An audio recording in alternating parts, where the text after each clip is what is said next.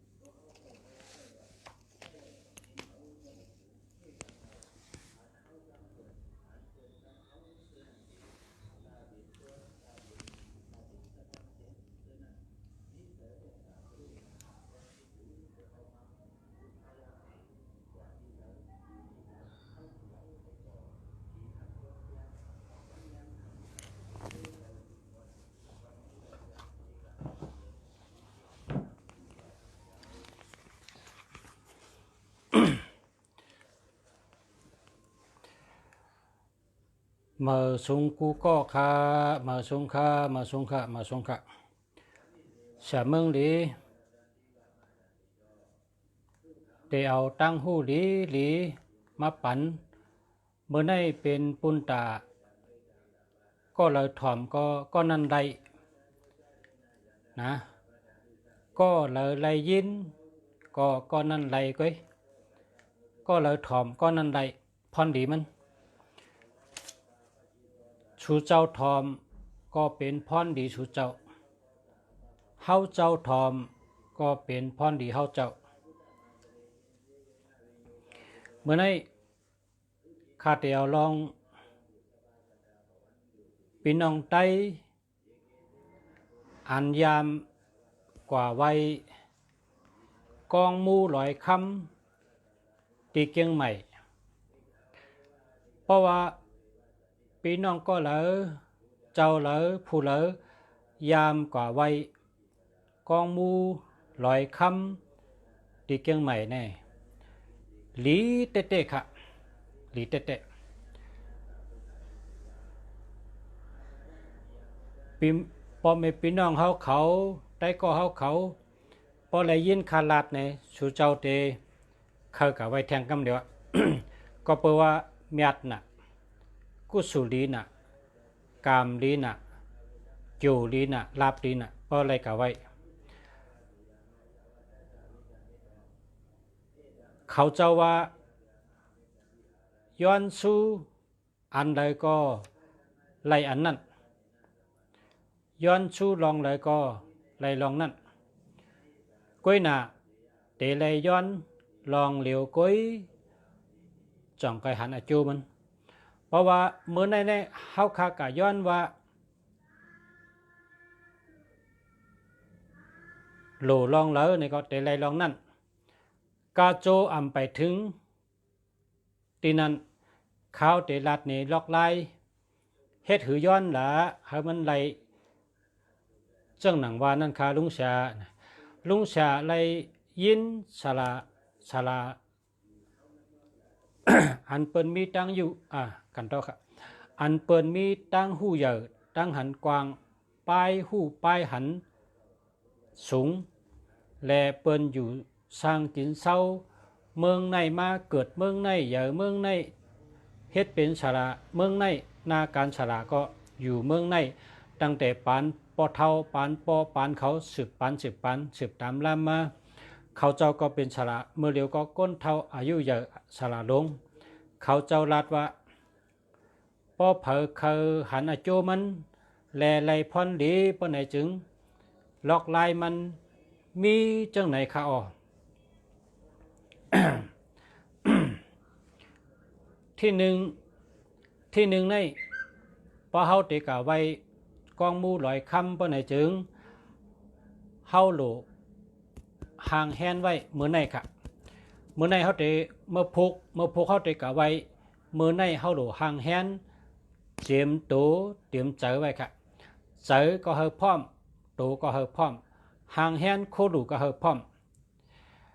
ลอกลายห่างแฮนนั้นมีอยู่ว่าเมื่อในเฮาขาห่างแฮนไว้เมื่อพุกเฮาติกะไว้ยาวในเมื่อในเตเลยกินอาสักหลอดค่ะเมื่อในกินอาสักหลอดเนื้อปลาอย่าไปกินละกินอาสักหลอดค่ะเมื่อในกินอาสักหลอดเมื่อพุกพอเด็กกว่าก็ซ้ำกินอาสักหลอดทั้งวันค่ะเมื่อในก็กินอาสักหลอดเมื่อพุกวันกว่างก็กินอาสักหลอดนะ กินอาสักหลอดอย่าไปกินเนื้ออย่าไปกินปลานะกินอาสักหลอดนั่นแหละที่สองแต่ไรซื้อโคดูห่างแฮน3 เบลค่ะแต่ไรซื้อโคดูตาเตกะดูต้านนั่นห่างแฮนกับ3 เบลค่ะ1หมอกข้าวแตกค่ะ1ในหมอกข้าวแตก2หิ่งค่ะหิ่งอันหม้อเป็นหิ่งต้องค่ะนะเป็นหิ่งต้องติ้งต้องเนี่ยมันจะมีหิ่งแล้วก็มีหอยมันมีเบอร์ไม่ยองหอยลงมาเสียงมันดีน่ะติ้งต้องชื่อหิ่งกติหิ่งนั่นมันมีเบอร์ไม่ยองไว้กติเบอร์ไม่ยองนั่นเฮาเตรียมจือเฮาใส่พอเสียเมืองดีเนี่ยค่ะพอเป็นข้ากระดูก็เตรียมใส่ตีเบอร์ไม่ยองนั้น1ข้าวแตก1หมอกข้าวแตก2หิ่งนะ2หิ่ง3 คำเชิงนะคำเชิงคำเตๆเนี่ยคำอันที่เปิ้นเต็กพระนั่นชื่อกว่า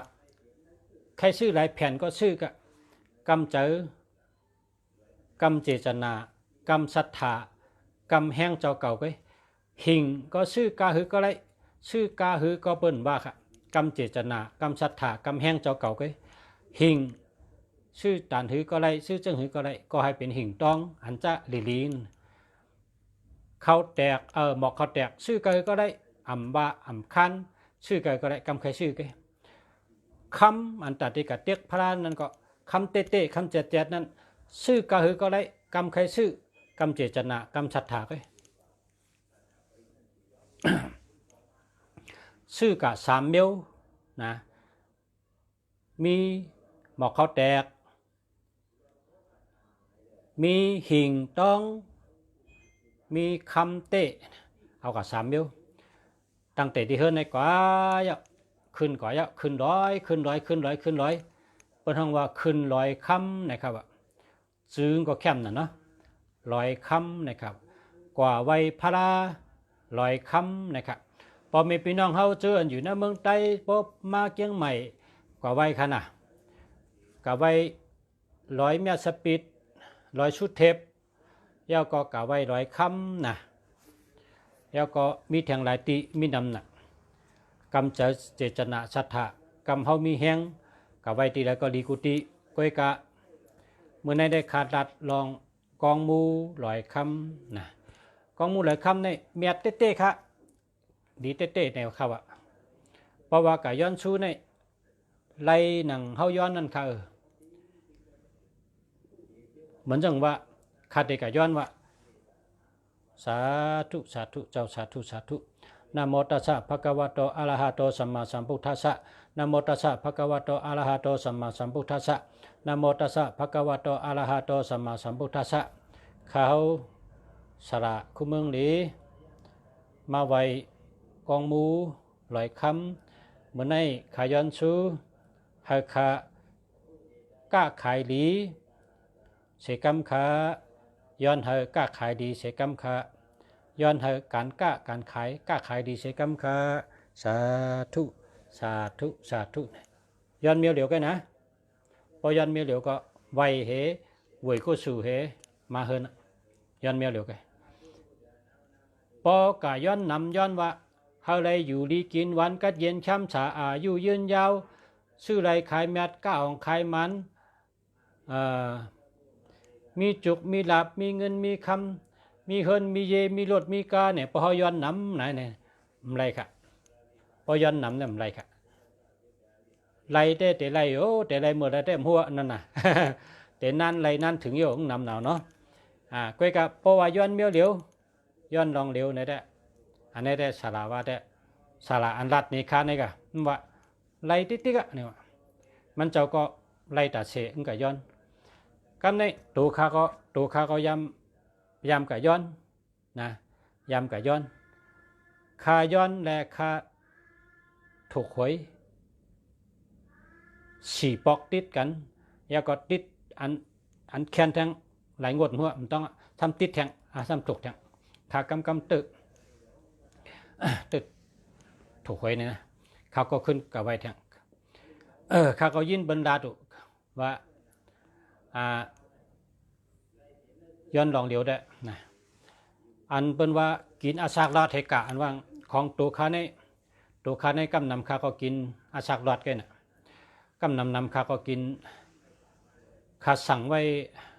น้ำพริกทรายนะน้ำพริกทรายใน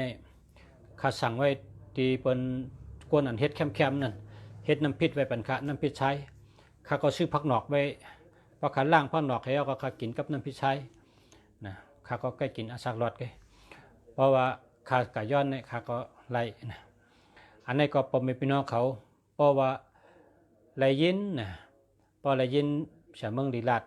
แต่พอเคยกะย้อนลองเลยก็เลยก็กะย้อนได้เมียวเดียวกันพอเขาคาเลย2 เมียวนี่ก็ปอกติมาเขาไงย้อนแทงพอเขาคาเลย3 เมียวนี่ก็ปอกติมาเขาจังก็กะย้อนแทงก็กะอย่าไปลืมปักเบิงอันห่างแฮนไว้เหมือนจังคารัดนั่น เมื่อในเฮาหางแฮนตั้งตูตั้งใจเฮาพร้อมเมื่อพวกเขาติดกับไว้พลายาวเนี่ยเมื่อในเฮากินเนื้อกินปลาเฮากินอาสาลอดครับเมื่อในเมื่อพกตั้งวันเฮาก็กินนะเนื้อปลานี่เฮากินเพราะว่าเฮากะไว้พลาเฮาหลย้อนชูเฮิงไหลอจงนะเฮาหลได้กินอาสาลอดวันอันเตกว่าแลวันอันเท่ากว่า2วันกันเนาะนะครับกินอาสาลอดครับเนื้อปลาอย่าไปกินให้เมียวนะอย่าไปกิน เอาก็ไว้พลาส่งเมตตานะอย่าไปลืมละนะไว้พลาส่งเมตตานะอย่าไปลืมละในก็มันเป็นพอได้ยินก็คนนั้นรับดีเขาว่านั่นน่ะเมื่อนี้นะพอได้ยินก็รับดีนะเพราะว่าย้อนสังกัดย้อนเมียวเดียวนั่นน่ะย้อนลองเดียว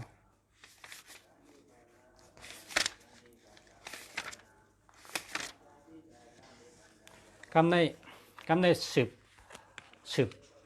เขาเนื้อเขาหนังเขาลองเขาตั้งอันขาหางแฮนไว้ข่าวเงาเข้มตั้งหูดีๆปุ่นตามาปันปอเมพี่น้องก้นถ่อมเฮอไรเป็นสัตเทก้นถ่อมเฮอไรพรดีก้นถ่อมเฮอไรตั้งหูนะถ่อมจำด้วยค่ะถ่อมจำด้วยค่ะข้อที่1นะข้อที่1เพราะว่าโผเมใกล้พิษกันโผเมอ่ำแมนกันโผเมอ่ำหักกันโผเมอ่ำป้อถ่อมความกันอ่ำป้อหักกันอ่ำป้อแมนกันป้อในซึ่งเอาไม่ถูก2 อันเต็มจือโผอันหนึ่งเต็มจือเมอันหนึ่งมัดจับกันพอมัดจับกันเอาไว้แต่ตีนอนนะไว้แต่ตีนอนโผเมหักกันทวนเนี่ยไม่ถูกเขาเก็บกินข้าวเนี่ยพอเป็นก้นนอนหรือกูก็เอาไว้แต่กูนะไม่ถูกแต่กูที่นอนในปัดไทยเลื่อมไหลมดเฉยตัดเสถูกูวัน7กูวันปัดกูวันเฮียเอาไม่ถูกวางไว้ไม่ถูกนั่นไว้แต่กูที่นอนผมไม่หักกันลีกันหักกันแป้งกันทนนะสั่งว่าไรนอนเขาขาเนี่ยไรนอนเนื้อกูเขาขานอนเนื้อภาษาใกล้ๆภาษาเนี่ยก็เอาใส่เข้าแต่ภาษาผมเองนั่นนะเพราะว่าผมเองเนี่ยนอนผักกอบอันเดียวกันนะนอนผักกอบอันเดียวกันนอนภาษาอันเดียวกันก็เพราะฉะนั้นแหละไม่ถูกนะไม่ถูกเขาเก็บกินเขาเนี่ย2 ตัวน่ะเต็มจือโผตนเต็มจือเมตนเต็มเสติดไม่ถูกนะแล้วก็มัดจับกันพอมัดจับกันเราก็เอาไว้แต่ตีนอนครับโผเมหักกันทนครับโผหักเมหักโผตั้งหักหลีว่าดีแค่นะในข้อที่1ค่ะเนาะจ่องเกี่ยวกับพวกเกี่ยวก็กดหัวใจขึ้นมาเลยฮัลโหลเมื่อในเงินก็ได้เชียงซ้ำไล่หลีกันเนี่ย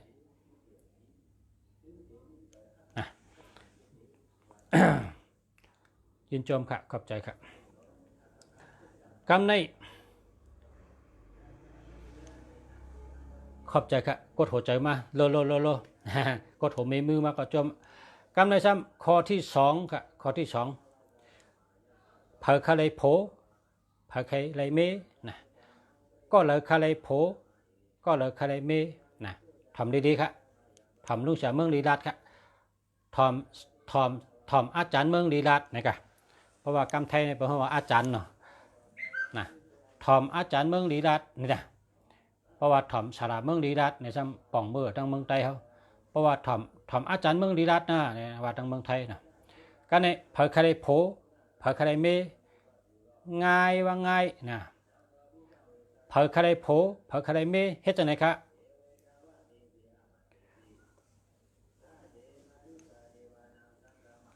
เหมือนแหนมแล้วปรับมาไว้ที่นั่ง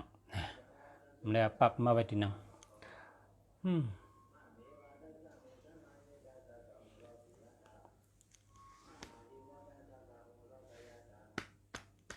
กับอามันนี่เฮลิโอพร้อมนั่นเต็มหูจักมันก็หูจักมันก็หูจักนะน้องตะกับนะ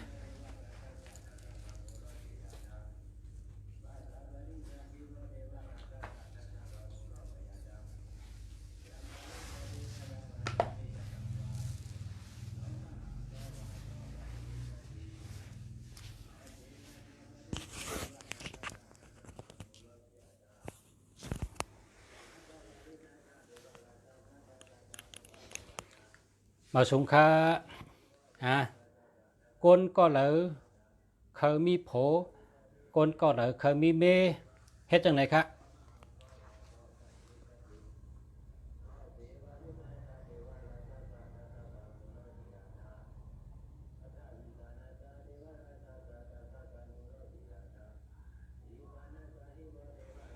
ก็กวัดกะหาหางก้นใจอันหนึ่งก้นยิงอันหนึ่งอันในเปิ้นห้องว่ากระตุ้นนะกระตุ้นก้นใจอันหนึ่งกระตุ้นไม่ยิงอันหนึ่งซื้อมากระตุ้น2 ตัว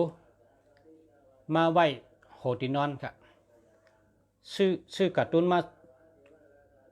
ก้นใจตัวหนึ่งไม่ยิงตัวหนึ่งซื้อกระตุ้นมา2 ตัวมาไว้โหตินอนเผออะไรโผเผออะไรเมก็ไรไว้นะครับ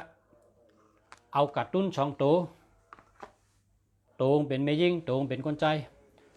เอากระตุ้น2 ตัวมาไว้โหตินอนครับไล่ไว้นะไล่กันไว้นะมีโผไว้มีไว้นะกำในซ้ำข้อที่3นะข้อที่3พอเป็นจู้กันเฮิงหักเขาก็เหลียวนะพอเป็นจู้กันในเฮิงหักเขาก็เหลียวกันเฮิงจะถึงเขาก็เหลียวกันเฮิงหักเขาเหลือเปิ้นเฮิงจะถึงเขาเหลือเปิ้นบ่ในจึงซื้อกระตุ้นหางหมีอันนั้นก็ปังใต้อันนั้นก็หางหมากระตุ้นอันเข้มเนี่ยซื้อกับปันก็หักเขาให้นอนก่อมกูขึ้นเพราะเหตุจังนั้นเนี่ยมันเป็นตัวแทนเฮาค่ะกระตุ้นนั้นเอาเฮาส่งปันนั้นกระตุ้นเข้มกระตุ้นทางดีเนี่ยเป็นหางหมีเป็นหางปังใต้เป็นหางหมานะพอเฮาเอาปันมันเนี่ยมันก็นอนก่อมกูขึ้นมันหักเขาก็เหลียวแกจู้เขาเนี่ยมันหักเพอเปิ้นเคยเก่าก็มันไรอ่ะเปิ้นเคยหักก็มันไรอ่ะเพราะว่าเฮาเลยเอากระตุ้นปันมันไว้ตัวหนึ่งเป็นตัวแทนเฮามันนอนก่อมกูขึ้นชื่อตัวใหญ่ๆนะชื่อตัวใหญ่ใหญ่พอดีนะ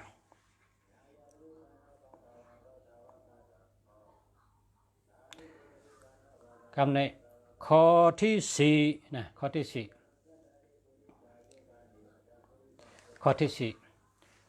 เพราะว่าเผอเคยมีเงินเผอเคยมีคำเผอเคยมีลาบเผอเคยมีลาบแห้งลาบสุนลาบมานการเงินปะเนี่ยยามกลางคืน11 โมงออกก่อนนอกคืนแล้วก็กวาดไตติ้นหอม36 ต้นนะเย้าก็ชื่อหมักจัง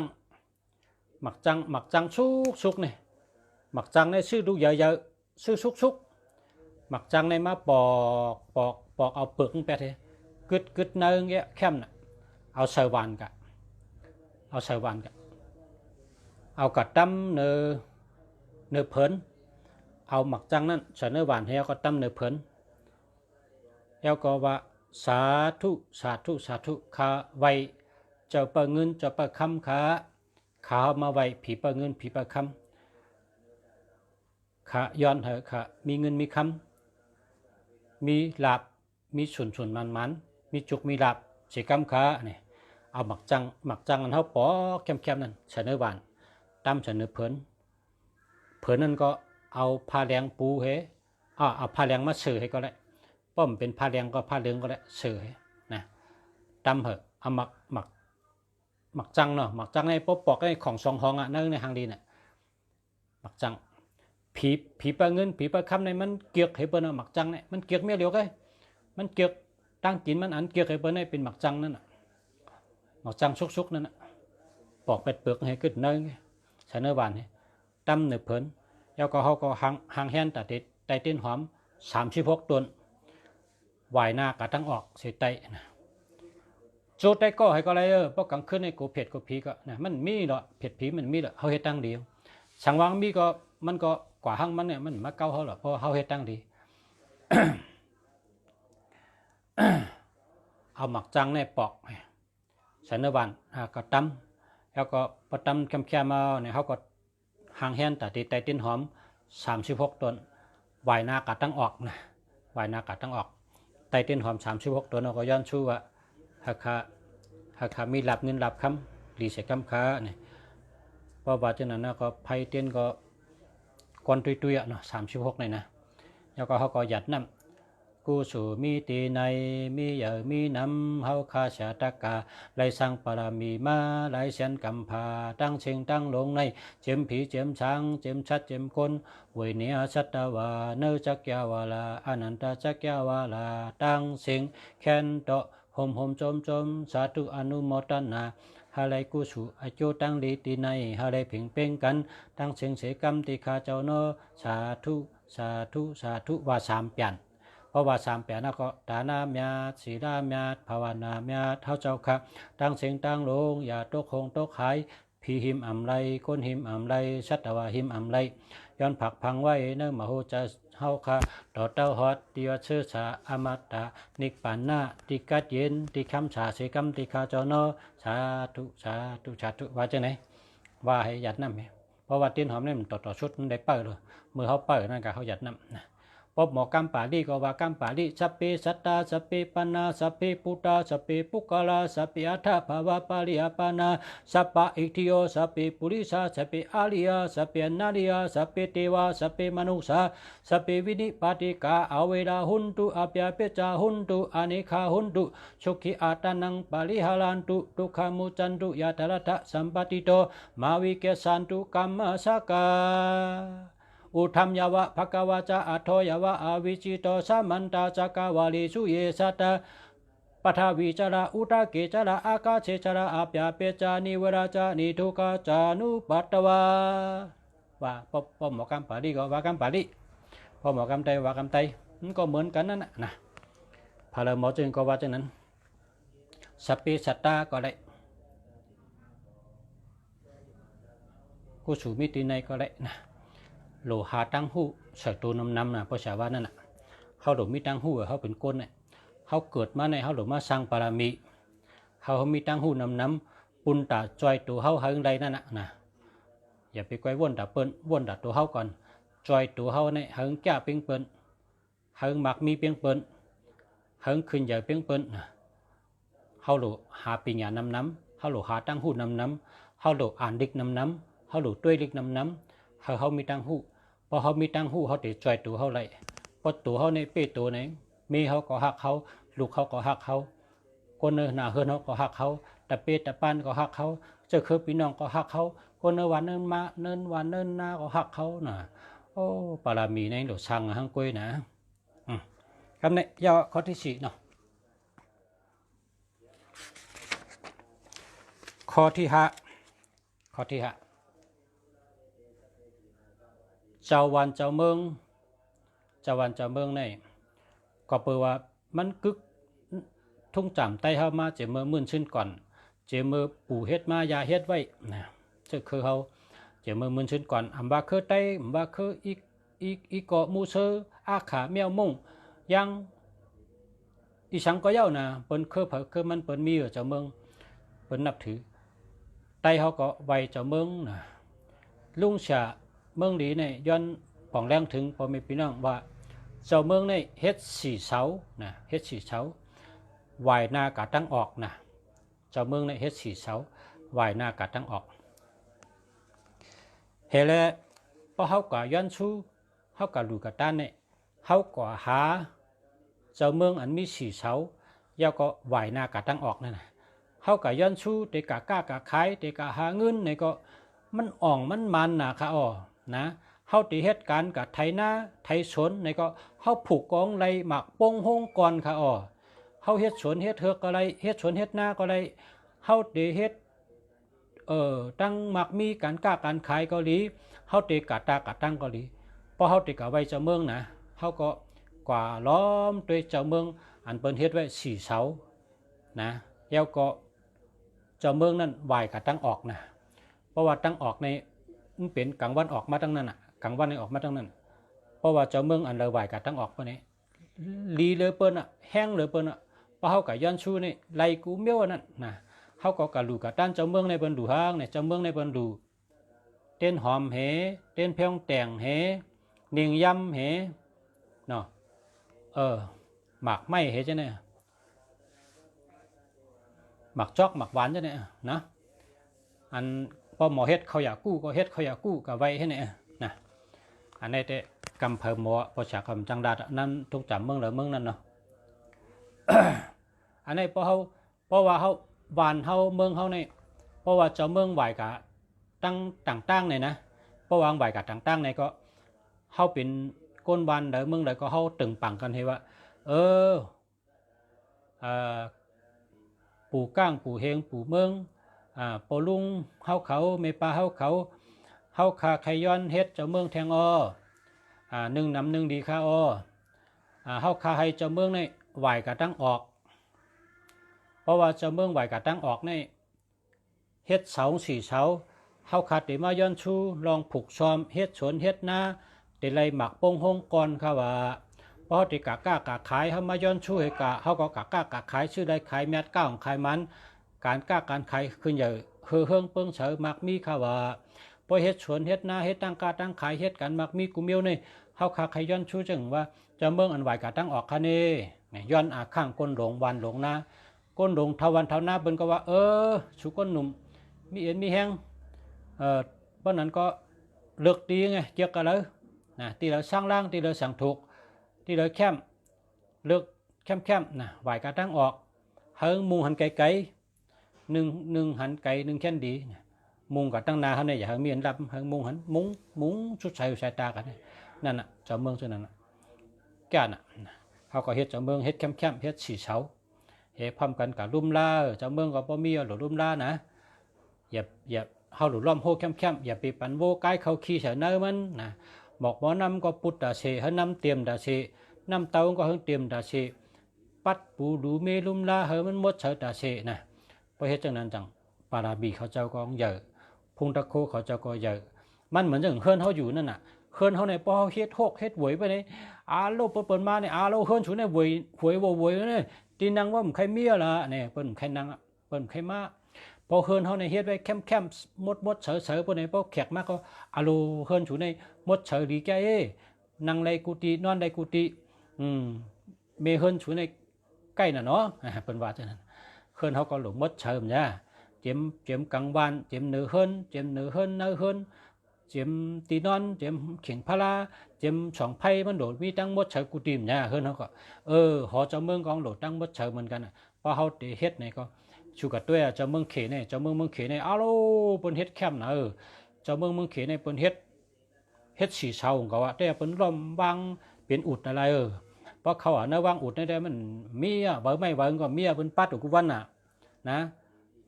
ปัดอุกุวันน่ะนะเปิ้นเฮ็ดนักก้าว2ตัวให้ไหนไว้ไตเขาก็เฮ็ดอะไรนักกานั่นวัดเต้เป็นนามไตนักกานี่ไตนี่ตาท่าหน้าไตโถเนาจะหนีเป็นนักกานะไตเขาก็เฮ็ดนักกาไตเขาก็โดกู้ไก่นักกานะกุฏิเพราะเขาเฉินนักกานี่เป็นนามเขากำเดียวนะเฮ็ดอะไรนักกานั่นเฮ็ดตีจ้องก็ดีเฮ็ดตีก็เจ้าเมืองก็ดีนักกาน่ะเปิ้นก็เฮ็ดนักกาเปิ้นเขาก็เฮ็ดนักกาไตเขานั่นน่ะพอปีน้องไตเอาปันนักกาไหนที่ออกมาจังหือไหนก็กรรมมันเป็นนั่นค่ะเป็นปารามีนักกามันได้มาจ่อยเขาเมื่อเขาปันมันน่ะมันใครเป็นหรือเป็นช่วงนี้เผากับหันตัวเตงนู่นนักกาเนี่ยเปิ้นปันเอาไงน่ะเปิ้นก็ว่าเป็นไหนก็เปิ้นวนให้ปันออกมาเป็นหือก็เป็นนักกาไตเพราะไตเฮ็ดนะเนาะจากขึ้นอย่างมาชงแต่มักมีนะกำในช่ำข้อที่6ค่ะข้อที่6ทัดปุ่งปอแม่ทัดปุ่งปอเท่าเมเท่านี่อย่าไปเอาหอยไหวจู้เจ้าพาลานะอย่าไปเฮ็ดลานะคำพองในเอาทัดปุ่งปอทัดปุ่งเมนี่ไหวกับจู้นาเจ้าพาจะเนี่ยอ่ำดีเฮ็ดลานะเพราะว่ามีทัดปุ่งปอแม่ทัดปุ่งปอเท่าเมเท่าอันที่รับตาลืมเมืองก่อเย้า ที่เปิ้นรับตาลืมเมืองก่อที่เปิ้นรับร้อยเงินร้อยคำกว่าฉะนั้นนะเอาไว้ที่สังทุกนะอย่าไปเอาไว้ไหวนาจูพาราลานะข้อที่7ครับข้อที่7เข่งพาราเข่งพาราในเฮ็ด4เสาแล้วก็ตั้งสูงให้เป็นหัวใจเนี่ยปอยนะตั้งสูงให้เป็นหัวใจเนี่ยก็เพื่อว่าให้สังเนี่ยพอเฮาเฮ็ดเป็นหัวใจเนี่ยไหลเป็นอกเป็นใจพอเฮาหลูหมักไม่หมักดอกหลูหมอกหลูหมักหลูไผ่หลูน้ำไผ่เตี้ยนเนี่ยก็หลูง่ายแล้วก็เจ็ดถูสะอาดหมดเฉยเฮ็ดลองหมดเฉยง่ายเฮาก็หันกุมิ้วเนื้อเข่งพาราเฮาเนี่ยนะเนื้อเข่งพาราเฮาเนี่ยเฮาหลุดด้วยกูวันนะเฮาหลุดด้วยกูวันเฮ็ดสังแลด้วยกูวันเนี่ยเพราะว่าเนื้อเข่งพาราเฮาเนี่ยเฮาไหวหังกะเลยเฮาฮู้กูมิ้วเฮาหลุดด้วยกูวันพอมีเปิ้นมานิกนามเฮาเปิ้นสิเอาเข็มงอเล็กไหมหน้างอฐานไผ่ป่าเฮวปอดไม้ป่าเฮว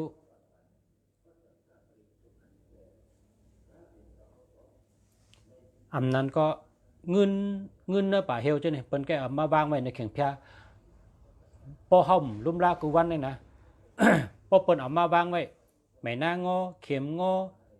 เงินป่าเฮวไม่ป่าเฮวทันมีป่าเฮวปะเนี่ยคนเฮือในพิษกันโมกันแม่นกันอ่ำต้วยนากันอาโลให้เป็นเลือดเป็นไม้เป็นพื้นเป็นไผ่นาวอกนางอจู้กันกลางเลยก็ป้อมต้วยนากันไรนาตูนางอจู้กันทั้งวันทั้งคืนคนเฮือเดียวกันประตันยันสู่กันนั่นพอเปิ้นมาดึงดำเฮาสั่งว่าเฮาต้วยเขียงแพ้วแต่เฉเฮาหันแม่นไม่นางอนะไม่นางอเข็มงอฐานมีปอดไม้อันนั้นก็เม็ดเงินหลักๆลายๆพวกนี้อย่าไปเอามือยิบนะอย่าไปเอามือยิบแล้วล่ะเฮากว่าที่จ้องเหมือนเจ้ากะย้อนเอาน้ำเฮาเหมือนเจ้าเขาเป่ากระถาบันน้ำเนี่ยเอาน้ำมูลในมานะเอาน้ำมูลในมาแพทเฮาก็เอาน้ำมูลในล่างจอมตัวเฮาเนี่ยเฮาจังไกวเอากิ้มเนี่ยแพทน้ำมูลเนี่ยก็หยิบให้ฉันถงเอากิ้มในกับหยิบฉันถงเอากิ้มในกับหยิบฉันถงพอเฮาฉันถงเนี่ยเฮาเอากับเป็ดไก่น่ะเอาเป็ดไก่เฮากับเป็ดกันอะไรกองแต่อยู่กันนั่นสั่งว่าเฮากับเป็ดนาเฮือนเฮาไหนก็มันก็แต่อยู่นาเฮือนเฮานั้นสั่งว่าเฮากับเป็ดยกน้ำเนี่ยมันก็แต่อยู่กันน้ำมันก็นั้นเอากับเป็ดไก่น่ะพอเฮาหันหลักลายอันดีโกเลยเปิ้นนี่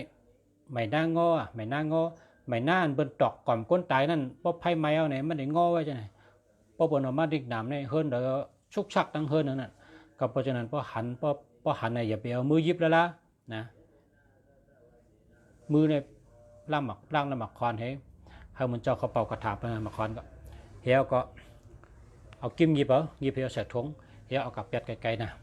จังนั้นคือหลู่ลุ่มลาเข่งผ้าเฮาดีๆงามๆเฮาเป็นก้นเนี่ยเฮาหลู่ลุ่มลาตัวเฮาหลู่ลุ่มลาตัวเฮาเสมกาหลู่ต้วยเฮือนเฮาเนี่ยต้วยกูจอกกูเจียงต้วยเข่งผ้าเฮากูวันนะต้วยตีนอนเฮากูวันต้วยกูตีนอนเฮาต้วยเตตีนอนเฮาต้วยเข่งพลาเฮาต้วยตีนังเฮาต้วยตีกินเฮาต้วยด่าเสียเฮาหลุดต้วยดีๆตัวเฮาหลุดหมอลุ่มลาขึ้นหนึ่งนะตัวเฮาในเฮาหลุดมีตังหูเวลุ่มลาขึ้นตัวเฮากูเมียวเฮาไว้กันเลยอีฉังไว้กันเลยเฮามีเนื้ออ้อยเนี่ยพอมีเนื้ออ้อยไว้เนี่ยมีกันเลยเป็นหางมีกันเลยมีจังหือเฮาหลุดเลยสัตว์ที่เหตุต้วยตัดตัวเฮาตีขึ้นอย่างมาชงตัดตัวเฮาตีมักมีตัดตัวเฮาตีอยู่ดีกินวันตีรอดเพมันอยู่ดีตัวเฮาเนี่ยขึ้นจอยตัวเฮาไรนะเฮาหลุดด้วยแต่เสียหลุดลุ่มลาแต่เสียตัวเฮาก็หลีเฮิรนเฮาก็หลีที่อยู่เฮาก็หลีเฮาหลุดด้วยกูจอกกูเจียงอันเลยไว้กันเลยอันเลยว่างกันเลยอันเลยมีกันเลยเฮาอยู่ไว้เนื้ออ่อเฮาเนี่ยเฮาก็ขึ้นด้วยขึ้นดูลำลุ่มลาขึ้นแต่เสียเฮาหลุดเอาเจอเสยเต้ๆว่าเพราะเฮาใครเป็นก้นขึ้นใหญ่ใครเป็นก้นมักมีใครเป็นชัดเทลงเหมือนจังเปิ้นขึ้นใหญ่มาชงนะกำในซ้ำ10 กว่าแท่งเนาะข้อที่8ลองโคด2ครับลองโคด2นี่เพราะเป็นโคด2เหมือนจังหนังลักพลอยเขาอ้างเขาเมียวเนี่ยนะเสือนอนเสืออาบน้ำไรตาเสก้อยกะโคด2นี่ป้องเป็นพระเป็นเจ้าเนี่ยนะ พอเขาอาบน้ำในเขาดูดถอดเถอะก็บอกว่าพระเป็นเจ้านี่มันเมียดนะมันเมียดนะพอเขาอาบน้ำในเขาถอดโคเขาต้องหมดให้อาบนะแล้วก็พระเนี่ยพอเขาคอยคอเนี่ยเขาก็ถอดไปให้กำนะก๋วยกับว่าเป็นโคซองอำใจพระเนี่ยเพราะอำใจพระเนี่ยเอาใส่อาบน้ำอะไรอยู่นะ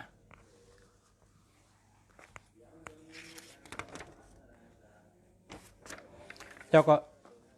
สืบเป็นข้อที่8ข้อที่8เนี่ยโคซองอย่าไปยื้อลานะโคซองเนี่ยอย่าไปยื้อลาโคซองเขาเนี่ยต้องได้ยื้อต้องได้กู้พอยื้อต้องได้จับเนี่ยอย่าไปยื้อลามันเคิกชูเจ้านั่นพอเปิ่นเจอยื้อชูก็อย่าไปยื้อนะเมื่อยื้อเร็วโคซองเนี่ยต้องกัดเนี่ยคำยื้อค่ะนะคำยื้อค่ะอย่าไปยื้อละโคซองอันว่านั้นฉลาดสมาเปิ่นเฮ็ดไว้เฮตัวเฮคิงมือก้นช่องมันนั่นมีเพไว้นะมันฉลาดสมาเขาเจ้าเฮ็ดไว้มีสิกที่มีเจอช่องเฮกังเพมืออันก้นช่องนั้นมีเพเนี่ยเขามาเฮกังปันหังรอดเพไว้อ่ำใจว่าตายื้อตัวจำตัวเนี่ยอย่าไปเฮ็ดละนะบทอย่าชุดบทในเป็นหือในมึงเฮ็ดให้ก้นนั้นเนี่ยเฮ็ดสังกอมอ่องเฮ็ดสังกอมอ่องเฮ็ดสังกอมอ่องถึงตีถึงตั้งได้นะอย่าไปยื้อละนะข้อ2นะดีก็ดีก็อย่าไปยื้อละย่าด้วยก็อย่าไปย่านะเหมือนจังเปิ้งเฮ็ดวันอ่างเนื้อติดเตรียมว่าเฮ้ยเนื้ออ่างนี่ใครหันอ่างก็ใครหันกระถางก็เนี่ยอย่าไปย่าละนะย่าก็อย่าไปย่ายื้อก็อย่าไปยื้อนะจำก็อย่าไปจำนะข้อที่9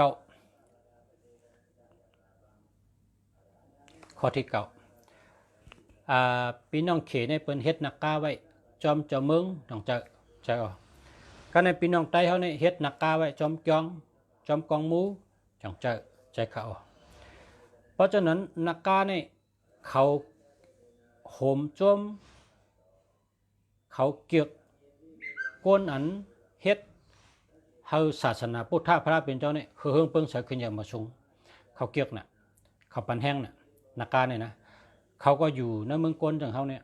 ก็กะก้นเขาเนี่ยเป็นตาเนื้อมันหันเขาได้เขาหันเขานักกาเนี่ยกับในซ้ำเพราะว่าก้นเตะขามช่างขามจังนะก้นเตะขามช่างขามจังเฮ็ดขามเจ้าช่างขามมนจังเฮ็ดไปช่างร้องจังเลยนะเพราะเปิ้นเตะขามเนี่ยเขาห่มจมนะเนี่ยว่านักกาเนี่ยเขาห่มจมนะเมื่อปานพระเป็นเจ้าเนี่ยเขาใครเป็นเจ้าช่างใครเป็นมนจังเนี่ยเขาเป็นได้ก็เพราะฉะนั้นพวกก้นไรเฮ็ดขามช่างขามจังเนี่ยเขาจมนะเนี่ยว่าเพราะว่าเฮาไรขามช่างขามจังเนี่ยเฮาบวยกุศลนะหยัดนำนะหยัดบรรพาเขานะนักกาเนี่ยนะเขาเต็มมาบันเฮามีเงินมีคำหมักมีขึ้นอย่างเฮืองชื่ออะไรขายแมทก้าวขายมันการเงินดีการงานดีทนนักกาเนี่ยเขาหักเขาจอยเขาก็เปิดว่าเขาขำช่างขำจ้างเฮ็ดไปช่างรองจะไหนเนาะนักกาเนี่ยอย่าไปลืมเขาละเขาจอยเขาเย้าก็แทงเมียวหนึ่งอันนี้เป็นข้อสตินะเป็นข้อปัญชติพอเปิ้นเตะขำช่างขำจ้างขำรองอย่าไปกะหามละอย่าไปกะเซ่ละอย่าไปกว่าขวางละนะสังว่าได้ขวางแมนได้เซ่แมนได้เนบแนนบ่ไหนจึงต่อโจต่อปันเฮ็ดสังก้อมอ่องแทงยาวแล้วก็เกิดมาแทงก้นเป็นก้นจัดนาก็อ่ำมีเผอหักอ่ำมีเผอใครรู้อ่ำมีเผอเคยปันกินอ่ำมีเผอเคยปันนุ่งนะมีเผอเคยปันกินปันนุ่งเฮ็ดสังก้อมมีเผอเคยจอยให้ไหนวนเด็ดสืบกว่าตั้งนาให้อันนี้ก็สติกันนะในข้อที่9นั่นนะสติกันเต๊ะๆค่ะอย่าไปห้ามเปิ้นละเพราะเปิ้นเด็กคำช่างดีค่ะเพราะเป็นเด็กคำจังดีค่ะเพราะเป็นเด็กคำร้องดีค่ะจอมค่ะสาธุอนุโมทนาจอมค่ะเนาะสาธุค่ะสาธุโหมจอมเปิ้นลาดกามปันแห้งเปิ้นลาดกามยุกยองย่อศรัทธาเจตนาเปิ้น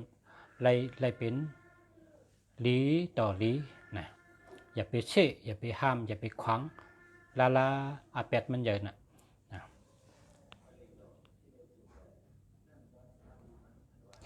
ข้อที่10นะข้อที่10พอเฮามีเงินเนี่ยนะพอเฮามีเงินเฮาคนหลายก็สู้กันครับสู้กันเฮ็ดนักกาเฮ็ดนักกาเฮ็ดไว้ที่จองก็ดีเฮ็ดไว้ที่กองหมู่ก็ดีเฮ็ดไว้ที่เจ้าเมืองก็ดีอันนี้สู้กันนำกันนะสู้กัน1หมู่1เป้1เปีย1ปาก1เฮง1หมื่น1แสนสู้กันเฮ็ดนักกาเนี่ยโดยมักมีหรือเก่าคนที่เฮ็ดนักกาเนี่ยมักมีหรือเก่าเฮ็ดนำนักกาเนี่ยนะกำในพอเฮาก็หันนำนะพอหันนำเฮานำเฮานั้นกึนดีแห้งใช้ปอกเนี่ยเฮาโหลเฮ็ดนักกาตัวเยอะเฮียลงมาตั้งนำนั่นครับเฮ็ดนักกาตัวใหญ่ๆเฮาโหมามีหิมนำเนี่ยพอเฮานำกึนเฮาว่านำบ่อเฮาในแห้งกึนตาเสนำคูในแห้งกึนตาเสนำห้องนำเกในแห้งกึนตาเสเนี่ยเฮ็ดเอาหางไว้ตั้งร้อยโหในโลมาตั้งนำให้นะครับเฮ็ดไว้นักกาตัวใหญ่ๆนำกันนั้นเป็นน้ำทอดน้ำเม็ดเพราะกะกินกะอาบเพราะไหนก็เพราะเป็นคมก็หายเพราะเป็นยอกะก็ย้อนกินย้อนอาบหายยาก็น้ำก็ได้กึนแห้งใช้ปอกเนี่ยอันนี้ก็มีนักยามไปเนาะให้พูดถึงพี่น้องเขาพอแม่พี่น้องเขาจู้เงินกันเฮียวเลยเฮ็ดนักกาไว้นำน่ะเฮ็ดไว้กูจ้องสั่งวางจ้องเฮ็ดนักกาไว้กองมูเฮ็ดนักกาไว้เจ้าเมืองเฮ็ดนักกาไว้ที่เลยมีน้ำตีนเขากับกินกับเจ้าน้ำอันเขาหลูเขามีกึนนั่นเขาหลูเฮ็ดนักกาไว้นะนักกาไว้ป้อมนั่นก็เฮ็ดพารานักกามุงเนี่ยเฮ็ดนักกาตัวใหญ่ๆเฮียมุงเนื้อหูพระเป็นเจ้าใช่ไหมเพราะว่าพระเป็นเจ้าเนี่ยมือพระเป็นเจ้าแก้งกำตาลาเนาะอยู่ในเถินผลมา7 วัน 7 คืนกับเนี่ยนักกาเนี่ยมันก็ใครเฮ็ดกุศลตั้งดีเนาะมันก็ใครกุศลหันแพ้เป็นเจ้ามันก็ใครกุศลนะให้ใครกุศลแล้วเนี่ยก็เอาตูงเนี่ยก็เว้นแพ้เป็นเจ้าเนี่ยเว้นในเจ็ดหอบพระเป็นเจ้าเนี่ยก็ขึ้นมันนั่งเสนอข่อยนั่นน่ะเนาะพอนั่งเสนอข่อยงูเนี่ยก็งูนักกาเนี่ยก็ขึ้นคอให้มุ่งไว้ในหูพระเป็นเจ้าใช่ไหมผลก็ย้ำพระเป็นเจ้าเนาะผลย้ำเนี่ยเป็นกุศลไว้นะเฮ็ดอันนี้ก็นักกาในจมนะวะเพราะเฮ็ดจังไหนเขาจมน่ะเขาจมน่ะ เขามาเฮาค่ะพอเฮาจู้กันเฮ็ดเนี่ยพอเฮ็ดก็เดี๋ยวในการหนังเชียงนำหนักก็เฮาก็จู้กันหลายๆก็หลายๆชิปหลายๆเฮงหลายๆหมื่นจู้กันกูก็มาเลยพอใครโฮมตาหน้าเฮาได้เฮ็ดนักกาพอเรามีเงิน1หมู่1เป้1เปีย100 1เฮง1หมื่น1แสน1ล้านเอามาเลยเฮาโฮมกันเฮาได้ชื่อพิดันเมเยอร์เขาได้ชื่อมาอูเตอร์เขาได้ชื่อเล็กเขาได้ชื่อน้ำยาเมียวนั่นเมียวนั่นเขาได้เฮ็ดนักกาเนี่ยลาดชอนั่นลาดชออย่างปูกังเนี่ยชอให้ลาดกันในอุปกันเนี่ยเฮ็ดพอเฮ็ดเนี่ยได้มักมีหรือเก่าวันหรือเมืองหรือก็หลมีกูดีวันหรือมีกูวันหรือมีกูเวียงแล้วก็เจ้าเมืองก็เลยก็หลเป็นนักกานะเจ้าเมืองใต้เขาก็หลเฮ็ดนะอันนี้เด็กขึ้นเยอะคือเฮิงเต้ๆนะ ก็ในมาถึงข้อที่11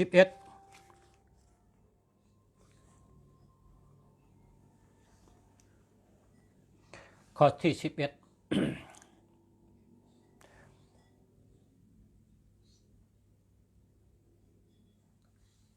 อย่าเปกายาอันเปิ้นเฮ็ดไว้นะ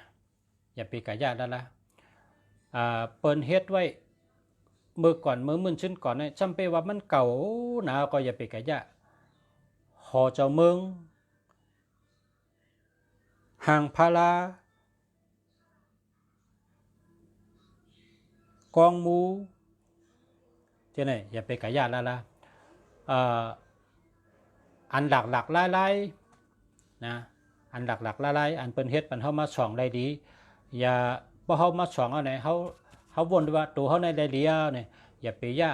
ย่าไปขายแล้วก็อย่าไปยื้อตัวนะข้อที่11นี่นะอย่าไปจ้ำนั่นกะอย่าไปจ้ำอามิวเฮาหันน่ะอย่าไปจ้ำละละมันได้เคิกคนจึงบางก็ในเฮ็ดมันมีได้ปอกนะก็เปิ้นคำบ่นชีวัน5เขาใกล้กับจ้ำแม่นมิวอันทอดอันแมดเนาะ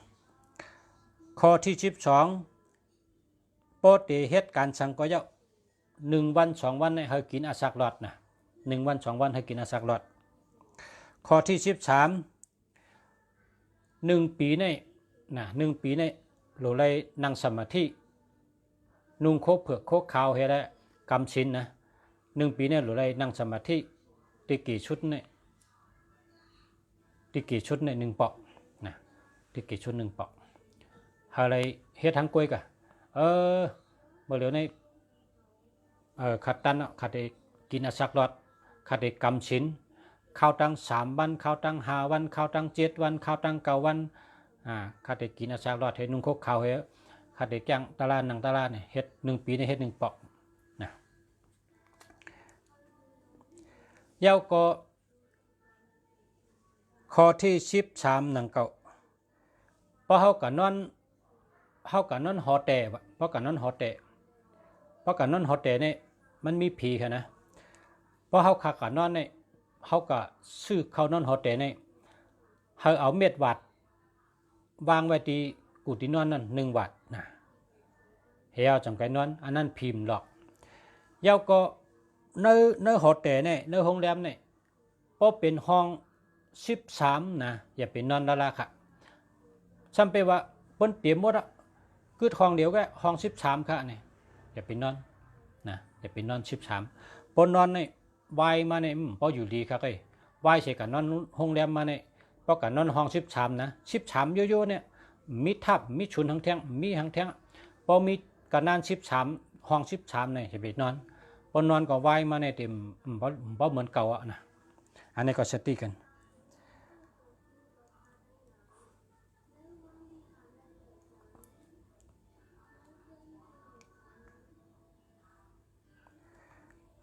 ข้อที่14พอเฮานอนกลางคืนแล้วตื่นมาเนี่ยมันบอกว่าเมียวอ่ำดีมาจำเฮาอย่าไปนอนต่อนะอย่าไปนอนต่อพอเฮานอนกลางคืนให้แล้วตื่นมาเนี่ยอย่าไปนอนต่อเฮาเฮ็ดให้เมียวๆนะเฮ็ดให้เมียวมันก็คุกจะอะไรปลุกฐานุสติหนังตาลาก็เลยนอนเฮ็ดก็เลยเธอใจเข้ายาวเธอใจออกยาวเธอใจเข้ายาวเธอใจออกยาวเนี่ยเฮามีปลุกฐานุสตินะคุกจะได้พระเป็นเจ้าเฮาเธอใจเฮ็ดสมาธิเป็ดนะเฮ็ดนั่นน่ะอย่าไปพอตื่นกลางคืนมาเนี่ยอย่าไปพื้นให้นอนแน่นกันอย่าไปเฮ็ดเฮามีคุกจะได้กรรมฐานปลุกฐานุสติเนี่ยคุกจะได้กลุ่มพระเป็นเจ้าให้ด้วยลมเข้าลมออกที่หูดังเนี่ยด้วยใจเข้ายาวเธอใจออกยาวการในปดเธอเจอเฮ็ดจังนั้นเนี่ยบอกว่าเฮามีในสมาธิเนี่ยผีอันที่มาจำเฮาเนี่ยก็ปลายกำเดียวเฮาโกนนะ เฮาโกนเฮาลัดว่าอย่าหันตาพระเป็นเจ้าเนี่ยเฮาลัดจังได๋เขาปลายกำเดียวนะเฮาโกน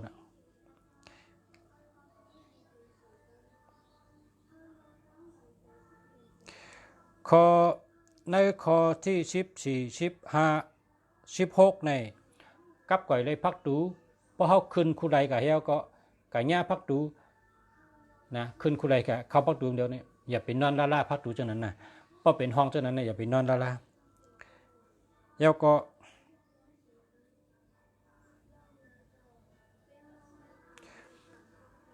พอเฮาเตะกะตั้งไกเนี่ย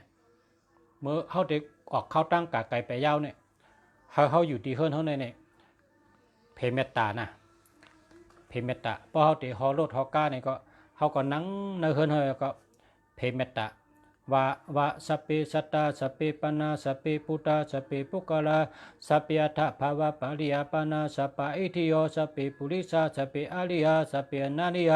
สัพเพเทวาสัพเพมนุสาสัพเพวินิปติกาอเวลาหุนตุอภยเปจาหุนตุอนิคาหุนตุสุขิอาตนังปาริหารันตุทุกขมุจันตุยะตละตะสัมปติโตมาเวกสันตุกัมมาสักกาว่ากถาในเปิ้นห้องเพเมตตาเนี่ยว่ากำไตก็อะไรดูกำไตก็กู้สู่มิติในนั้นว่านั่งให้ไว้นี่แกเฮียวจงไกกะฮอกาจงไกกะฮอรถจงไกกะขับรถนะขับรถเครื่องก็เย้าขับกาก็เย้ากว่าตั้งไกก็เย้าขี่ล้อขี่เฮอก็เย้านะพอเฮาเตะเฮาว่าเฮาเตะกะตั้งไกเอาเนี่ยเฮาว่าที่เฮิรนเฮาเฮียเพเมตตาจงไกกว่าอันนี้แคมดับกูเมียวเนี่ยว่านะแคมดับกูเมียว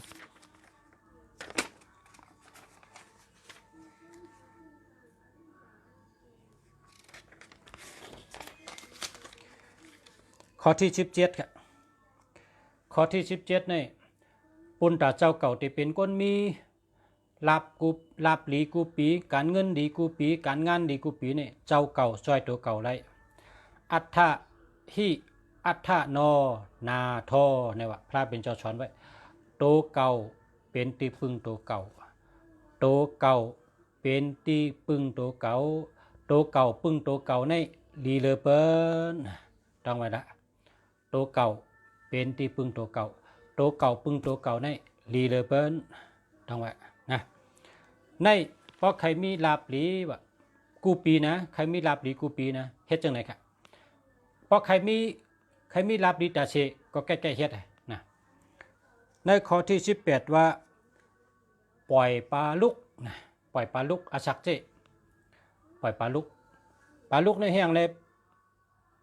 มันไปแคมหลาในปลาลุกในมันมีหลักหนักครับมีหลักหนักพอคนยิบปลาลุกเนี่ยนะพอไก่ยิบตัวจังไหนเนี่ยมันเอาเงียงปักปึ๊กเนี่ยขึ้นจึก7 วันก็หายมันปักปึ๊กเนี่ยปักตั้งไหนก็เอาโลขึ้นอ่ะไวมาเนี่ยบนห้องว่างางนั่นน่ะมันจึงปลายหอกนั่นน่ะมันปักเปิ้นมันมีหลักหนักปลาลุกเนี่ยแล้วก็โหงใหญ่นะโหงใหญ่ปลาลุกแล้วปลาลุกเนี่ยมันกำชินค่ะปลาลุกว่าปลาจอนว่าเจ้าเนี่ยเพราะเขาอยู่เนื้อหนองเนี่ยเพราะน้ำแห้งเนี่ยเขาลงกับเนื้อดินเนี่ยเขากับกำชินเขากินทั้งเพราะกำชินยอเพราะน้ำเขาขึ้นออกเนื้อหูไม่มาหากินเพราะข้าวหูเนี่ยเขาหากินเพราะข้าวแห้งเขากับกำชินอยู่ในหูนะปลาจอนว่าปลาลุกว่าเจ้าเนี่ยเขากำชินใกล้กับปลาจอนเนี่ยแห้งแล้วเปิ่นพ่อบ้านเนี่ยปลาจอนเนี่ยมันมีหลักหนักอะมันมีหลักหนักแต่เฮแต่ปัดที่ไหนมันมีปลาลุกเนี่ยมันทำมีเงียง2 ไผ่ป้องปักก้นได้ขึ้นจึกเฮ็ดจังไหนครับ1 ปี 1 ปอกใครมีเงินปอกใครมีลาบก็ปล่อยปลาลุกอาชักเจ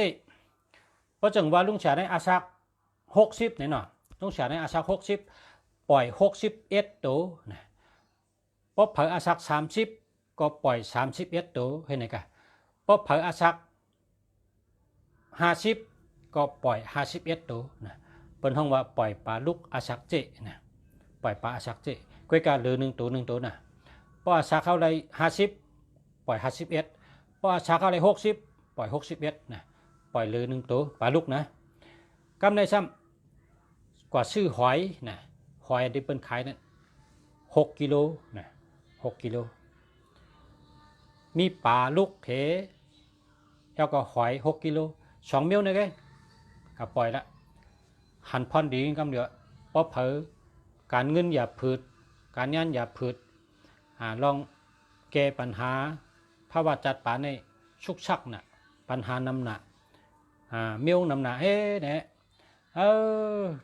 ตั้งไม่นำหนักตั้งชุกนำหนักเฮ้เนี่ยก็เฮ็ดเลยเพราะก็เฮ็ดเนี่ยดีขึ้นกำเดียวเหมือนหนังเกิดมาครับว่าในอันนักแกมเนี่ยเตรียมไปว่าเหมือนหนังเกิดมาครับเนี่ยหอยในชื่อ6 กิโลน่ะเพราะเป็นเมืองใต้ก็6 จ้อยนั่นน่ะหอยเนี่ยชื่อหอยใน6 จ้อยชื่อปลาลุกในอาชักเจเนี่ยเลือตัวนั่นน่ะเนาะเฮ็ดเนี่ยการเงินดีการงานดีกำเดียวแก้ได้ปัญหา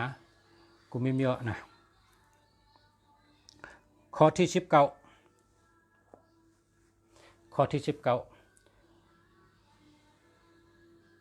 ปอเปิลเฮ็ดพลาสู่เหยาเดือก้นเนี่ยนะพอเปิลเฮ็ดพลาสู่เหยาเดือก้นเนี่ยเฮาเลยกะจ้อยค่ะกะจ้อยเหยียบหมักอุดกะจ้อยเหยียบลิ้นเหนียวกะจ้อยนกไส้กะจ้อยนกพิรัดเมกะขับจ้อยกะต้าจ้อยเฮาเลยจ้อยค่ะนะเพราะว่าเปิลเฮ็ดพลาอันเราตีเหยาเดือก้นเนี่ยนะเฮาเลยกะจ้อยกูสู่เหยานะวันนี้กูสู่เหยานะกูสู่เหยาเต๊ะพลาตีเหยาเดือตัวก้นพอเปิลเฮ็ดกันแล้วเนี่ยเฮาเลยกะจ้อยเฮาได้กับโฮมดูโฮมด้านโฮมเฮ็ดโฮมช้างปะนะกะย้อนเฮ็ดนะก็ชูใหญ่นะก้อยกาสังว่าเป็นพระราตองนะพระราตองในสูงใหญ่เดือก้นเฮาเนี่ยเฮาก็จู้เงินกันนะเจ็มปอเจ็มเมเจ็มปีเจ็มน่องเจ็มเจ้อเจ็มเคอเจ็มลุกเจ็มดังเจ็มลานเจ็มกูก็หนังการเฮาจักน่ะมาเลยเฮ้เฮาโฮมกันเฮาได้ดูพระราลงเอาเนี่ยพอพระราเนี่ยใหญ่เดือก้นเนี่ยตั้งตีฐานตีปลังแพบเป็นเจ้านางไว้ตั้งนางนั่นนะตั้งนางนั่นตั้งนางเจ้านั่นตีมันมีตีปลาหลังนั่นเขาเตรียมจื้อเขาใส่กันนั้นเพราะว่าอะไรเตรียมจื้อใส่เพื่อนไหนกูชูรีนะวันนี้ลาบลีกูชูเยอะน่ะมังก็ในเป็นโยกะ ปิ้นว่าติดตายก็ยอกกานั้นขึ้นหายกะตายนะครับว่าไหนนะยอกกาอันเป็นเฮดตายในมุกุปอกเนี่ยนะเป็นเอดอันนั้นก็เป็นกินชาใช่ไหมยอกกาจะได้หายกว่าอันเดียวครับว่าวายมา2 เดือน 3 เดือนกาตัวเนี่ยยอกกาหายอ่ะเนี่ยพาราจังไหนในกูชูใหญ่เนาะพาราหลงเนี่ยนะพอเฮ็ดพาราในเฮ็ดใหญ่หรือก้นกูชูใหญ่พอเป็นพาราตองเนี่ยก็เขาก็จู้เงินกันให้ซื้อแล้วก็เตรียมจื้อเขาเฉยตีพาราเป็นเจ้านังไว้นะตั้งนางนะเนี่ยกูชูใหญ่นะเป็นยอกกาเขาหายกว่านั้น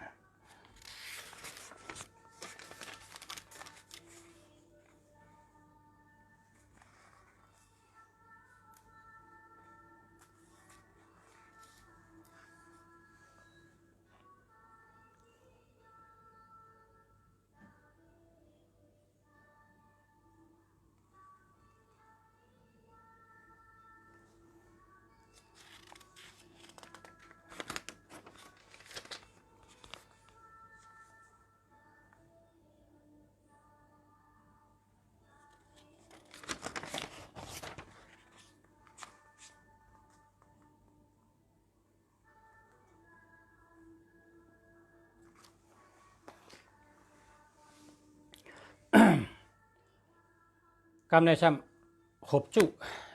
เฮรัดหบจุเฮรัดว่าเฮาคา